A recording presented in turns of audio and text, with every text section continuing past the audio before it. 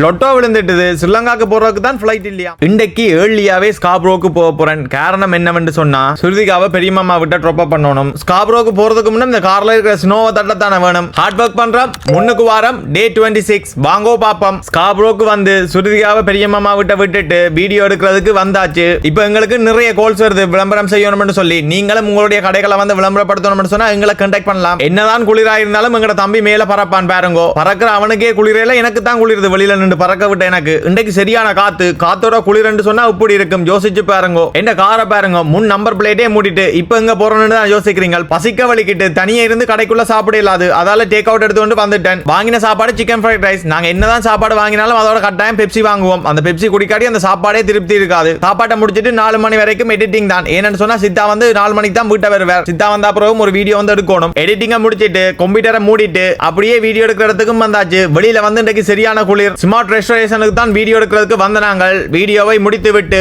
Lotto எடுப்போம்னு சொல்லிட்டு cash for life தான் எடுத்து நாங்கள். இது வந்து $4 விழுந்துன்னு சொன்னா ஒவ்வொரு கிழமையும் $1000 வருமா. உண்மையிலேயே நான் வந்து லொட்டோ எடுக்கிறேன் இல்ல. கனடாக்கு வந்த நாள்ல பார்க்க போனா கிட்டத்தட்ட 4 லொட்டோ தான் எடுத்திருக்கிறேன். இதோட சேர்த்து பார்த்தா நீங்கள் எத்தனை லொட்டோ இது வரைக்கும் எடுத்திருப்பீங்கன்றதை மறக்காம கமெண்ட்ல சொல்லிட்டு ஃபுல் வீடியோ சகிந்த யூடியூப் சேனல்ல இருக்கு. மறக்காம போய் பாருங்க. பாய். இந்த லொட்டோ விழுந்திருக்குமா விழுந்திருக்காதா நீங்களே சொல்லுங்க.